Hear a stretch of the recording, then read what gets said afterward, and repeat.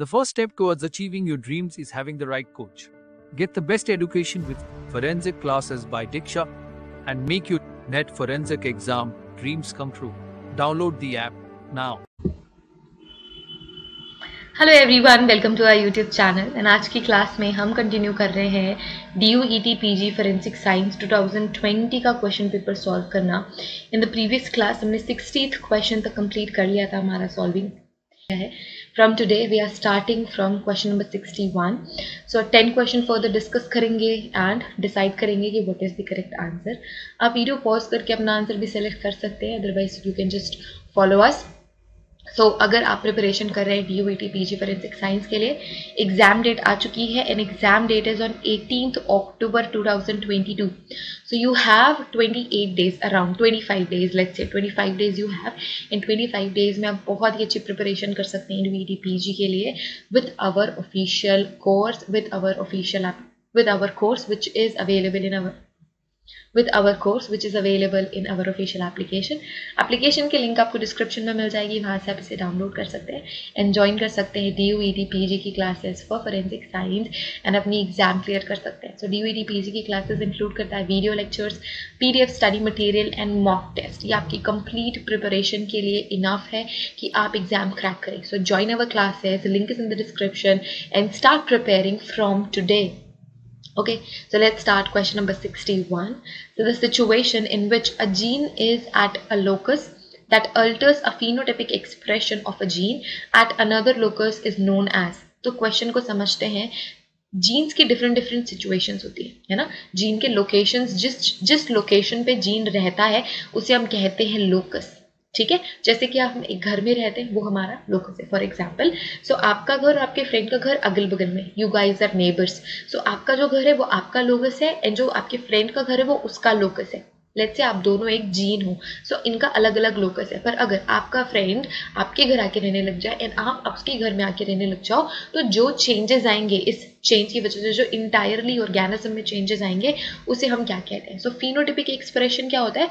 जो कि outer appearance होता है, जो हमें दिखता है। So we have genotypic expression and phenotypic expression. So genotypic expression क्या होता है? जो इंटरनली एक्सप्रेस होता है, जैसे कि हम कैपिटल T स्मॉल t लिखते हैं, that is this is genotypic expression and वो small है या फिर हाइटेड प्लांट है, ये हमारा phenotypic expression होता है। ठीक है, सो phenotypic, अगर हमारे जीन में चेंजेस आ रहे हैं तो वो चेंजेस हमारे आउटर अपीयरेंस में दिखते हैं, है ना। जो भी इंटरनली जेनेटिक चेंजेस हमारी बॉडी में आते हैं वो हमारे phenotypic एक्सप्रेशन में दिखते हैं, phenotypically एक्सप्रेस होते हैं। सो अगर कोई जीन है, अगर अपना लोकस चेंज करता है तो phenotypic अल्ट्रेशन आएगी, फिनोटिपिक एक्सप्रेशन होगा उस जीन का, and that gene locus, that genes another locus जिसपे वो जाके शिफ्ट हुआ है। For example, this is A and this is B। ठीक है, ये दोनों लोकस है, A locus and B locus. एक सेकेंड, ठीक है, A locus and B locus. So जो जीन था वो लोकस A में था पहले, फिर इसने अपनी लोकेशन शिफ्ट कर ली टू B। सो जो ये लोकेशन शिफ्ट है, जो दूसरा लोकस है, वो क्या कहलाएगा? So you have dominance, codominance, pleiotropy and epistasis. The correct answer for this question is option number 4, epistasis. ठीक है, this is the correct answer. Dominance हम सभी को पता है, वो जीन जो एक्सप्रेसिव रहता है, हर कंडीशन में वो खुद को ही एक्सप्रेस करेगा, that is dominance. And codominance क्या होता है? आपका ब्लड ग्रुप है, कोडोमिनेंस शो करता है A एंड B। सो दोनों अगर साथ में आते हैं तो AB ब्लड ग्रुपिंग हो जाती है। हमने प्रीवियस क्वेश्चन में मैंने आपको बताया था कि ब्लड ग्रुप्स कैसे हम डिसाइड करते हैं, एंड ब्लड ग्रुप हैंडल करता है ह्यूमंस में gene I, and gene I and B, IA and IB साथ में आ गए तो कोडोमिनेंस शो करेंगे। It is the classic example of codominance. Pleiotropy क्या होती है? सो कई बार ऐसा होता है कि कोई एक जीन मल्टीपल कैरेक्टर्स हैंडल करता है एंड कई सारे जीन होते हैं, एक जीन मल्टीपल कैरेक्टर्स हैंडल करेंगे एंड एक जीन सिर्फ एक कैरेक्टर हैंडल करता है ना। सो इसको हम बोलते हैं पेलियोट्रॉफी। पेलियोट्रॉफी का मतलब क्या है? एक जीन कैरेक्टर्स हैंडल करते हो, या फिर कई सारे पेलियोट्रॉफी में एक जीन है वो मल्टीपल कैरेक्टर्स हैंडल कर रहा है, मतलब कैरेक्टर नंबर 1 भी हैंडल करेगा, कैरेक्टर नंबर 2 भी हैंडल करेगा, कैरेक्टर नंबर 3 भी हैंडल करेगा। ठीक है, तो ये हो गया पेलियोट्रॉफी। और एक और फिनोमेना होता है, that is polygenic gene. Polygenic में क्या होता है? 3-4 जीन, मैं क्रोमोसोम्स को जीन के फॉर्मेशन, लाइक क्रोमोसोम्स में बना रही हूँ सो दैट उसको मैं जीन रेफर कर सकूँ। सो कई सारे जीन मिलके सिर्फ एक कैरेक्टर हैंडल करते हैं। तो इसका एग्जाम्पल है आपका skin colour, for question number 61 is option 4th. Let's move to the next question, question number 62. All the following are carbohydrates except. So कौन कौन से ग्लाइकोजन कार्बोहाइड्रेट है?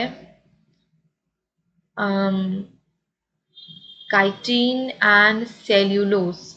So glycerol is the correct option everyone. Option 3 is glycerol. So सारे के सारे क्या है? Carbohydrates है. ग्लिसरॉल कार्बोहाइड्रेट नहीं है. एक्सेप्ट आया ना आपके क्वेश्चन में. Let's move to the next question. A change in pH from 8 to 11. A change in pH from 8 to 11 indicates a change in concentration of H plus ion by the factor of. So the correct answer for this question is option number 4th, 1000. जब pH 8 से हम pH 11 move करते हैं, pH 11 move करते हैं, so कितने H plus ion का फर्क आएगा? 1000 H प्लस आयन का फर्क आएगा. ठीक है. Next question. What is the cause of the cramps when we feel? What is the cause of cramps you feel in your muscle during exercise? तो ये हमने पढ़ा है स्कूल में कि जब हम एक्सरसाइज करते हैं तो क्या बनती है? लैक्टिक एसिड फॉर्मेशन होती है. लैक्टिक एसिड का फॉर्मेशन होता है. Option first is the correct option. Lactic acid की वजह से ही मसल में क्रैम्प्स आते हैं. अब ये क्यों होता है? ये होता है आपके रेस्पिरेशन की वजह से. सो जो नॉर्मल रेस्पिरेशन है उसमें ग्लाइकोलिसिस होती है, ये एनएरोबिक रेस्पिरेशन होता है. ठीक है, एनएरोबिक रेस्पिरेशन. सो इसमें क्या बनती है? लैक्टिक एसिड बनती है एंड अल्कोहल भी बनती है. बट हम लैक्टिक एसिड की बात करेंगे क्योंकि ह्यूमंस में लैक्टिक एसिड बनती है एंड उसकी वजह से ही क्रैम्प्स फील होते हैं, दर्द होता है. ठीक है, that is because of lactic acid formation. And aerobic respiration होती है उस वजह से, क्योंकि जितनी ऑक्सीजन की रिक्वायरमेंट होती है हमारी मसल्स को उतनी उनको मिल नहीं पाती, तो वो एरोबिक रेस्पिरेशन शुरू कर देती है. Phase of cell cycle does crossing over occurs. So हमने रिसेंटली ही लाइक प्रीवियस क्लास में ये क्वेश्चन रिपीटेड आई गेस कि क्रॉसिंग ओवर किस में होता है? Prophase of 1. ठीक है, ये हमने अभी जस्ट ही डिस्कस किया था नेक्स्ट प्रीवियस क्लास में. Next question, question number 66. A court case is trying to determine the father of a particular baby. The mother has type O blood and the baby has type B blood. Which of the following blood types would mean that the man was definitely not the father of the baby? ठीक है, so A and B, AB and A, O and B, O and A. So the correct answer for this question is O and A. ठीक है, so अगर AB भी है तो भी बच्चे का ब्लड ग्रुप B हो सकता है, एंड बी और ए है, लाइक बी है, अगर बी जहां भी इन्वॉल्व है, यहाँ पे बी इन्वॉल्व है, बच्चे का ब्लड ग्रुप बी हो सकता है. यहाँ पे भी बी इन्वॉल्व है, बच्चे का ब्लड ग्रुप बी हो सकता है. ये भी बी हो सकता है क्योंकि डोमिनेंट कैरेक्टर जो बी है वो जीन डोमिनेंट जीन है इस वजह से. बट अगर ओ और ए है तो किसी भी हालत में बच्चे का ब्लड ग्रुप बी नहीं होगा. ठीक है, क्योंकि ओ है, रेसेसिव हो सकते हैं, ओ हो सकता है, लेकिन हम सिर्फ बी की बात करें यहाँ पे, तो ए अगर है तो नहीं होगा ब्लड ग्रुप बच्चे का B. Okay, last answer is the correct option. Next question. A couple has 4 children all of whom are boys. ठीक है, एक कपल के 4 बच्चे, सारे के सारे बॉयज हैं. They are expecting a 5th child in 2 months. Which is the probability, what is the probability that this child would be a male? कितनी प्रोबेबिलिटी है कि वो बच्चा मेल होगा? ठीक है, सो हमेशा डिटर्मिनेशन कैसे होता है ह्यूमंस में? So we have double X for female and X Y for male. ठीक है, सो गैमीट फॉर्मेशन कैसा होता है? मेंडल का लॉ, सेग्रीगेशन होगा. ठीक है, गैमीट सेग्रीगेशन. ये एक्स हो गया, ये हमारा एक एक्स हो गया, ये भी सेग्रीगेट होने वाला है. X Y. ओके, एंड अब क्या होगी पॉसिबिलिटी? आई थिंक 50% पॉसिबिलिटी होने वाली है, क्योंकि that is the ideal situation जितने क्रोमोसोम्स होते हैं ह्यूमंस के पास. ओके, सो ये पॉसिबिलिटी हो सकती है. एक्स एक्स, ये पॉसिबिलिटी हो सकती है. एक्स वाई, तो एक फीमेल चाइल्ड एक मेल चाइल्ड, ये पॉसिबिलिटी हो सकती है अगेन फीमेल चाइल्ड, ये पॉसिबिलिटी हो सकती है अगेन मेल चाइल्ड. तो ये प्रॉपर सो ये प्रॉपर पॉसिबिलिटीज है. सो 1/8, 1/4, 1/3, 1/2. So the correct option is 1/2, 50%, right.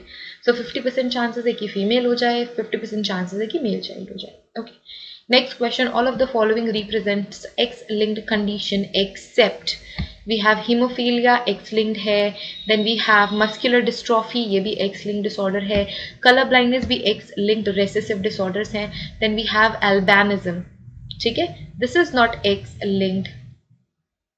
This is not X-linked condition. So the correct option is option B, and all the other phenomena are X-linked condition. ठीक है. Next question.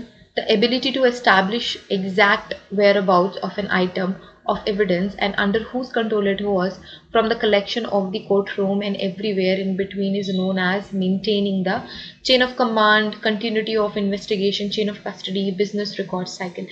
So ये भी हमने बहुत अच्छे से पढ़ा है. This is chain of custody.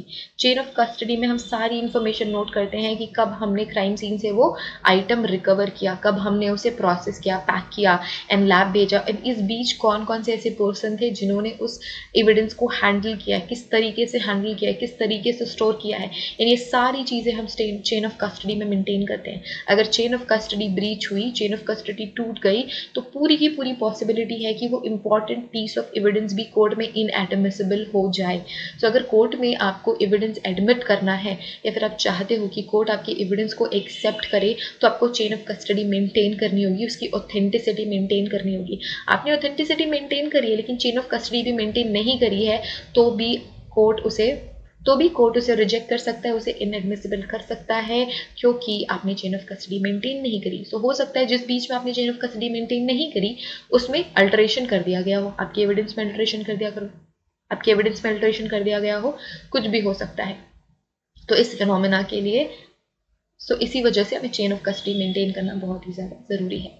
Next question number 70. In the American legal system, whether or not a particular expert testimony could be used during trial from about 1923 to mid 1990s is determined by. So ये भी बहुत famous case है. Option 2 is the correct option. It is general acceptance in the community. So general acceptance की theory आती है FRYE rule के through. तो हमने FRYE रूल एंड डाउबर्ट का रूल डिस्कस ऑलरेडी किया हुआ है. सो जब आपको पढ़ेंगे तो आपको पता चलेगा कि इसमें हम बात करते हैं जनरल एक्सेप्टेंस की. ठीक है, उस कम्युनिटी को जनरली एक्सेप्ट करना चाहिए. जो भी आप साइंटिफिक मेथड बता रहे हो, साइंटिफिक कम्युनिटी को अप्रूव करना चाहिए कि आपने बिल्कुल सही मेथड यूज किया है. Okay, so option 2 is the correct option. So we are done with next 10 question everyone. So thank you so much for watching this video. If you want to join our DUED PG MSc classes for your examination, you can join these classes. It is really very helpful and आप properly prepare कर सकते हैं. Subscription fee is super minimal, so you can join these classes and prepare for your examination. All the best everyone. Take care of yourself. See you guys in the next video and bye.